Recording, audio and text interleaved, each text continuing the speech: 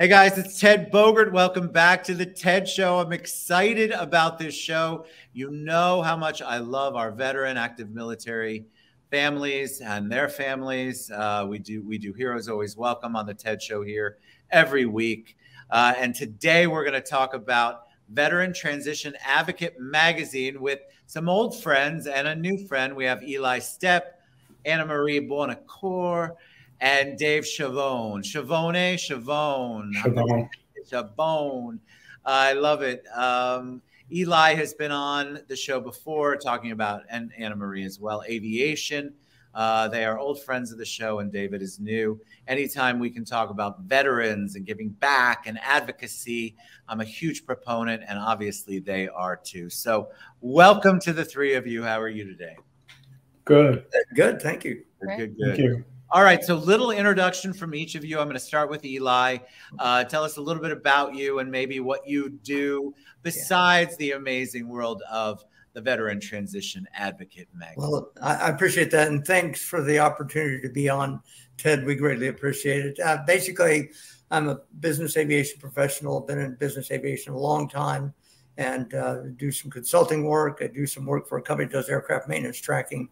But today, we're here to talk about Veterans Transition Advocate Magazine, which I am co-founder. So that's a little bit about me. I love it. All right. Annemarie, how about you? Yes. Hello, everyone. It's good to be back. I am a business aviation magazine publisher, general aviation magazine publisher. And when I got together with Eli, we spun off BizAv Jets from In-Flight USA, which is my mainstay, a monthly general aviation magazine. And then Eli knew David, and that's when we got together and started doing Veteran Transition Advocate Magazine, which is a publication that advocates for veterans who are transitioning back into the workforce after a period of service. That could be buying a business, it could be getting a job, and it lends itself very well to aviation because many veterans have great skills that work out wonderfully in the business or general aviation community. So that is a little bit about me and my role here. I'm a partner and proud to be. Love it. Thank you, Annemarie. And then our newbie, our new friend, David. David, yes. Tell us a little bit about you. Ted, thank you. I'd like to take this opportunity to thank you and this show and my colleagues for making time of that busy schedule to be here today. I'm excited about what we're doing, but a little bit about me. I'm also a aviation veteran and 40 years in the aviation industry. And I'm a veteran of two branches. I've served active duty in the United States Navy and then transitioned over to the Air National Guard for the rest of my career. So about 22 years in service. And I've been through all the resources and read up on the many resources that VA.gov has. And I've been mentoring veterans for a number of years. Trying to obviously get into the career business world and aviation world. I'm also an advocate for the FAA because we're losing mechanics on a daily basis through old age, and not enough people are coming back into the field, as well as pilots, as we all know. So the industry that we all love and we're part of, we want to make sure that the veterans know about it and can enter it, and how do you go for your interviews, and how do you prepare for an aviation career, for instance, or any career for that matter.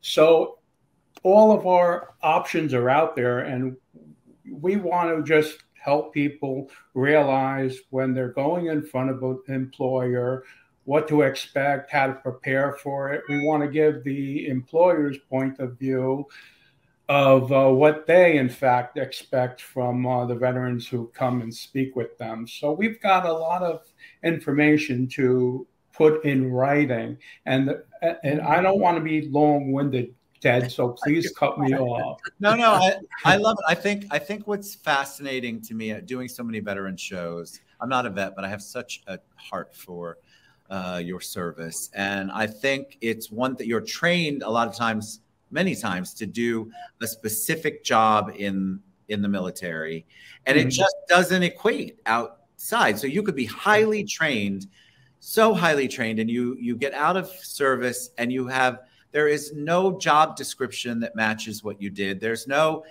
you have all of this experience. So you're either crazy qualified for a job that you're applying for, or they look at your resume and they have zero idea what any of it means in the corporate world. So there's this disconnect, which is why there are so many vets that struggle when they transition out and back into civilian life. So I want to talk a little bit about that, but I want to talk about the magazine, because there's being an advocate, and then there's deciding, okay, we're going to do a magazine that is advocacy based. So where did that idea come from? Well, I'll jump in first. Dave and I were at an aviation event together, and he inquired about the aviation magazine, said, hey, can we partner and do a veterans magazine? So we started talking about it, and we just sat there at the show and started generating it right there. So we're really excited about it. But, you know, Dave has some good contacts. You know, in our first issue is very exciting. On the cover, we have Nick Trotta, which is a former Secret Service special agent, was there with President Bush and back in the day. And he is equated, he's a big veteran supporter, and he's equated the same thing with Secret Service. Sometimes they have a hard time transitioning when they retire or whatever. So he's a good ad. And we also have a gentleman named TJ Henderson in the Las Vegas area. And he has started a little while back the Veteran Social Club, and it is going gangbusters. So we've interviewed him, and we have him in the magazine. So we got some really good content. And Dave, can you mention a couple other articles, or Annamarie, that I'm missing there? Sure, and thank you, Eli. I've met with a lot of transitioning veterans and also mentored them as well. And Ted, you're right. They are actually have blinders on. They don't know which direction to go in. So I help them and let them understand that you have qualifications. You just need to focus on certain areas and certain things that your qualifications can come out, and tell your employer that as well. It's not, you know, I found this out through a lot of veterans I speak to. It's not what you did or where you've been or what you can do. It's basically learning how to adapt to what they're looking for. And my transition is a pleasure. And I would attempt to tell everybody, if they have a chance to meet with a veteran and talk with a veteran, that's a wonderful experience, self-satisfaction. But to go back to what Eli said earlier about how we met, we were, of course, working at the trade show, and Eli himself asked me some questions regarding compensation for the VA, and I told them how to go about doing this. And then I turned around and I basically said, you know what, Eli, we just spent an hour talking. Why don't we put this in writing? Yeah. And why don't I put this in writing for other vets who are asking the same question? And I said, I know you know Annemarie, and I know you have another magazine. And I said, this would be perfect. And Eli said, what do you think? And I said, yes, I'm sure. And I can tell you why. What I've noticed was social media is blasting with information. But if you're out of that social media age group, you don't go to it. So the older transition veterans, they read still. And I mean, some younger people as well, but we want to make sure that they're seeing this in print, and they're seeing websites to go through that VA offers and so on. So I think that there is still a market for printing information, even though social media has taken on a lot of that, but not everybody's reading social media. So I thought it was a great idea to put something in writing and start a magazine. I'll mention something in print too. Recently, we've noticed some of the aviation magazines that stopped print have restarted printing. You know, they went online only. So it's kind of a hybrid world now with the advent of QR codes. You know, in an ad, we can put the QR code that'll jump to a video online. So now it's a good hybrid world in that respect. Mm-hmm. And, you know, and as a veteran, and I know Dave feels the same way, and Annamarie does as well, is we really have a passion to get this going.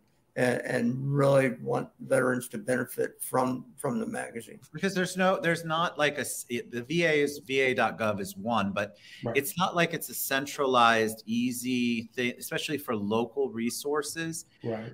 If you're struggling job-wise or even mental health-wise, there are so many things that there's so many other ancillary resources out there, and there's no conduit. There's no place where people can learn about those.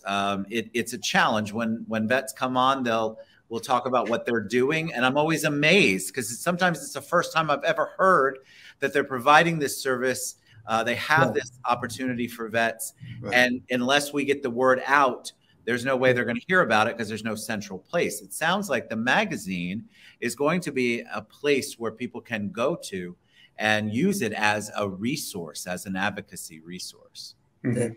That's the absolute goal. You're right. You formed it really well, Ted, when you said that. And you know, we're so excited about this first issue coming out, which should be out. We're a little bit behind. We wanted it out in the spring. It looks like well, technically it'll still be spring, but it's also closer to summer. And you know, I'll go ahead and you know, just talk about a little bit. You know, we need to pay for printing, so we're really happy to accept an ad if somebody wants to. But also, you know, if you submit content, you know, we'll consider that, and we never require an ad to publish your article. So if you have an article or something like that, veteran background, we'll absolutely consider it for publication. You know, so there's an outreach that many out there that are veterans have experience that they can put in writing. You know, whether it was a transitioning or, you know, what they're having a hard time with or not having a hard time with. So we really want that type of content as well. Annemarie, is your role to rope these two in all the time, or how does that work? Yes, that's kind of what it's all about here, because I have the most magazine experience. They have the most industry experience. But I have been working in magazines for about 10 and a half, 11 years now. My family has been in magazine publishing for over 40 years. Wow. So being able to put this all together and focus on how aviation helps veterans is really important to me. So I've also done a lot of work with seniors. I understand where the older vets are coming from and how much they need a centralized print or digital publication where they could easily access it and find the resources. So my background is very much in general aviation publishing and helping people find the resources they need through publications. And I also have a senior magazine. So this is a perfect gap. You know, it's a perfect way of bridging the gap between my aviation magazine experience and my senior magazine experience. So that's why I'm very proud to be here and very excited about getting this first issue out. It should be online within a week or two. It's exciting. I mean, I love the concept so much. I think I just had a meeting today, believe it or not, with a magazine publisher. Okay. And what we were talking about is how the hybrid, like you mentioned, Eli, everybody asks about digital, but in reality, most of us, my age anyway, that we like to touch something. I like to feel it and turn the pages. Yes, I can go to digital, and I'm very happy that it's available. But the touching of the magazine, people are re-engaging in that type of print publication. I agree. How can people get involved? What can people do? You mentioned ads before, so there are spots for people to buy ads. There's spots for people to do content. Let's talk. I mean, I'm always big about promoting the business side of it. So let's talk about that on the ad side, because that's money generated so that you can continue to provide the resource for the veterans. Well, we really appreciate the opportunity to mention that. You know, we're offering full page ads on this first issue about 70% off. Wow. You know, so it's a really good deal, you know, that they go to our website, vtamag.org. There's a location there, or they can email me, Eli, at vtamag.org, you know, and say, hey, I'm interested in an ad. And basically I'll send out an estimate. So they don't have to, okay, I'm buying an ad. Here's the estimate. It's basically a firm price. And then they can go ahead and respond and say, yeah, and then we'll send an invoice. So, you know, we're really going after it on this first issue. So it's absolute great value. There's my pitch.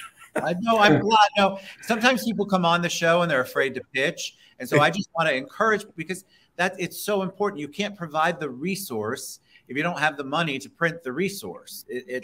And I think people just have a disconnect. And I think business is part of it. You have to make some money in order to do what you want to do and provide the resource. So there are people out there that support causes, that support groups like veterans and our active military. So I want them to know there's an opportunity for them, especially on this ground level, to get in and be part of the Veteran Advocate Magazine, Veteran Transition Advocate Magazine. Before I wrap up, and go ahead. Go ahead. I'm sorry. No, please. Just really quick, when we're going back to the hybrid situation, I mean, things online, we're available online and in print. So if you like either or, but for some of us, sometimes it's so busy online now. If you get 5 seconds at a time, you're lucky. So that's why we're doing it both ways. I love it. All right. So I love to ask this question, and we have a little bit of time. So I'm going to ask all three of you, especially when it comes to the veteran community. And I'll start with Annemarie. Annemarie, when I say the word hero, who's the first person that comes to mind? Well, that's a big word that we talk about, and we say the word hero a lot when it comes to veterans. But when you see an industry that is in decline, like aviation mechanics, these people who are going forward and serving in that role are everyday heroes. I mean, there's the Purple Hearts and the big time heroes who save people's lives. But when there is a profession that is so deeply needed, and yet there's a scarcity of those professionals, we have a pilot shortage, we have a mechanic shortage, and there are shortages of people in occupations. Teachers can be a shortage because sometimes they don't get paid enough, and there's just a lot of issues in that profession. So I'd like to think of an everyday hero as somebody who steps up and is willing to do the work, is willing to learn the work, even though there may be some difficulties in doing that. So I think a lot of our interviewees, a lot of our interview subjects, they are our heroes in this project because they're stepping up to the plate. They did it during wartime, they do it during peacetime, and they're doing it in the civilian workforce. And we thank them for that. Beautiful. All right, David, when I say the word hero to you, who is the first person who comes to mind? Well, Ted, I better say my wife. Keeping the family together. Tell me why. Tell me why. Well, I mean, she's been through all this with me while I was deployed several times, and she kept everything together at home and the family, etc. And the spouses of all military members do that, and they're heroes in my eyes. And so one thing, anybody who's willing to do things unselfishly and help others is a hero in my eye. It doesn't have to be one individual person. It's anyone who's willing to help other people. Beautiful. All right. You're going to get brownie points for the same. Good for you, Dave. Good for you. All right, Eli, last but not least, when I say the word hero, who's the first person who comes to mind? Well, most of the veterans, if you really ask them who's the hero, they'll tell you it's the ones that did not come back. Those are the true heroes. And, none of them will, they'll just talk about the ones that sacrificed and gave all. So I can't say one particular one, but it's really the ones who didn't come back and sacrificed everything. Beautiful. All right. I love that question because it gets the heart. And, it's good to recognize heroes and say that thankfulness out loud. All right, Eli, what's the best way for everybody to find out more about Veteran Transition Advocate Magazine? Okay. So we are on social media. We're on LinkedIn, Veteran Transition Advocate Magazine. So we're on Instagram, we're on Facebook, we're on LinkedIn. I may be forgetting one. On Twitter, we're on Twitter. So many. And also vtamag.org, not .com, but .org, vtamag.org. And we've got a questionnaire area where they can, type in, and it sends it to us automatically. And we would love anybody to just ask questions, submit content, or obviously if they're interested in an ad. I love it. All right, Eli, Annemarie, David, thank you guys so much.